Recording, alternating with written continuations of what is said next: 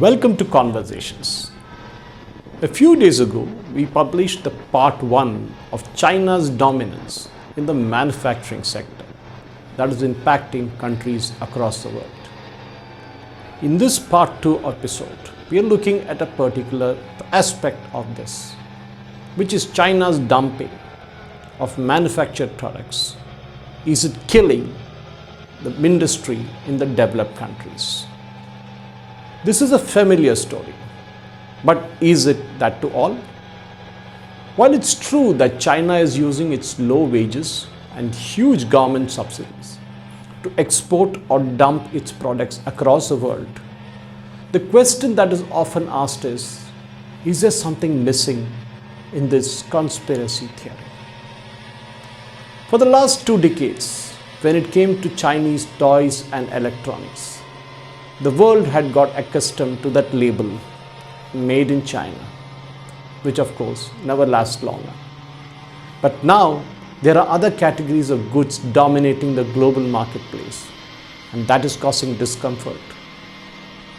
The question is overproduction in China killing jobs in the West and other developed countries? China is simply too large to the rest of the world to absorb this enormous capacity. The overcapacity debate has provoked intense discussions across the world. The Chinese establishment say that the West cannot digest the fact that China is overtaking them. So they blame China for the overcapacity. Europe is also increasingly worried about the future of the high-tech industry. The world is at a critical moment between American protectionism and, of course, the risk of Chinese products arriving on European market at knockdown prices. For example, a BYD electric car is selling more than BMW, and that's going to create problems for China's relations with Germany, for example. Or take the electric vehicle sector itself. It's a crucial industry for the clean economy with a huge potential in Europe. The market there is flooded with cheap Chinese electronic products as Beijing tries to export its way out of what is said to be an economic slowdown. But the Chinese indicate that it's not overcapacity, but the over-anxiety when it comes to the West.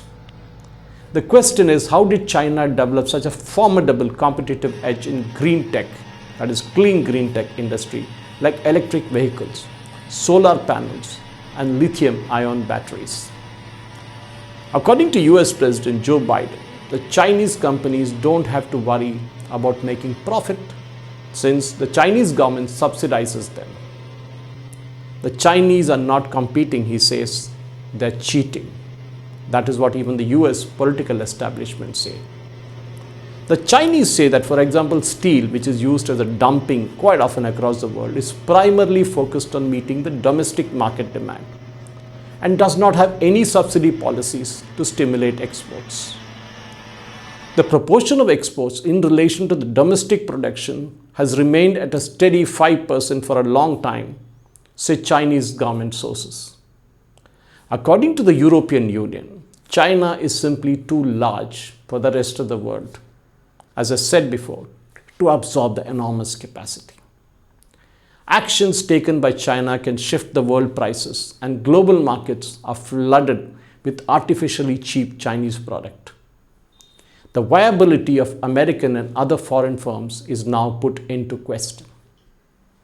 As I told you before, the Chinese make solar panels, lithium batteries, and electric vehicles more than what its domestic market can absorb. So what do? They simply export or dump. China alone is producing more than 100% of the global demand for solar panels, electric vehicles, and lithium batteries. This has led to the flooding of the market with these products, undermining competition, putting at risk livelihoods and businesses across the world. But Chinese President Xi Jinping has told French President Macron in the past that the term overcapacity does not exist in the Chinese lexicon. The Chinese policies place great priorities on these sectors, channel support to them, and enable them to continue operating even when the prices drop to low levels due to overcapacity or overproduction. What the Chinese point out is a principle of competitive advantage, which we hear of in economics. It works something like this. When a country A can make products cheaper due to its low cost of operations, that is their advantage, and they sell it to the world. China used to do that with toys and low-end electronics, if you remember. Bangladesh does it with hosiery, and India, of course, does it with software and coding.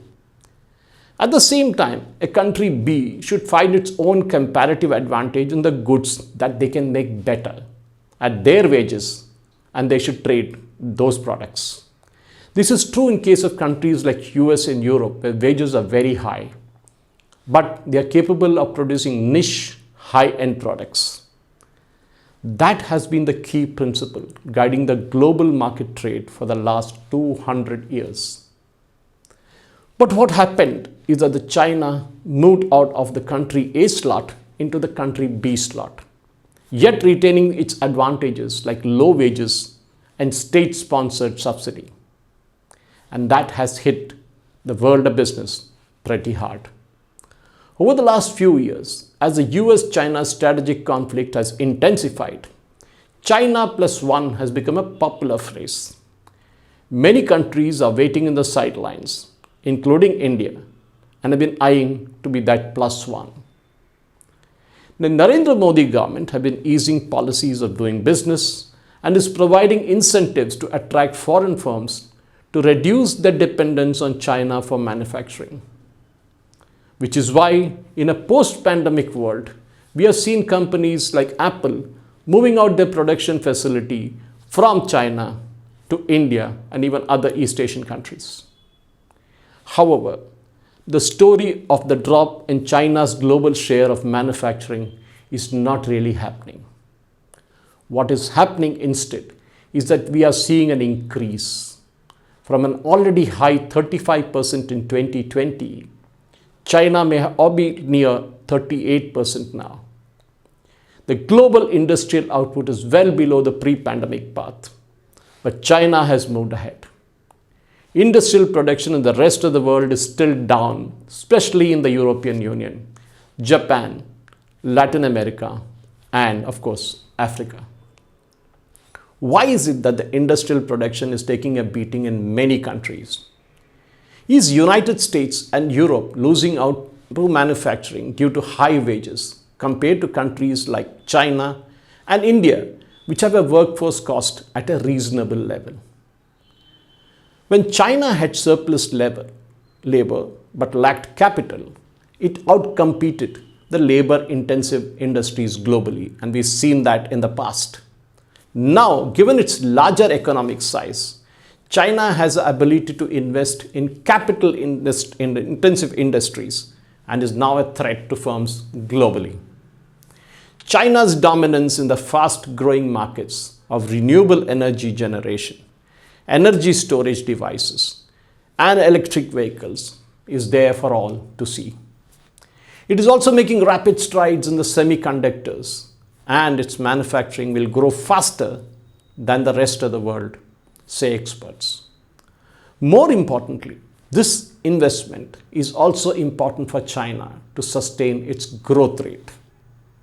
The much anticipated slowdown in the Chinese housing market has been offset by the growth in the investments in infrastructure and manufacturing. In the last 4 years, as Chinese policymakers redirect their loans away from real estate high-risk industry to medium to long-term loans to industries, and that has risen 2.4 times. In absolute terms, such loans may have increased to around $1.9 trillion. Compare this to the total of Indian banking system loans, which are around $2 trillion.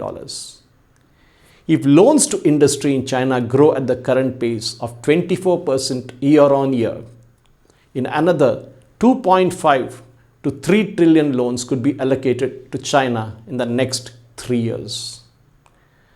But at the same time, let us also remember the fact that the Chinese export price index has fallen sharply from 116 in mid-2022 to 107 in March 2023 and down to 97 in March 2024. Even as China moves out of the labor-intensive manufacturing, it's rapidly growing its exports of goods in capital-intensive industries, as I told you. That is likely to affect the profitability and return on assets globally in countries which had held dominance so far. For example, flat panel displays that is often used in television, a legacy technology.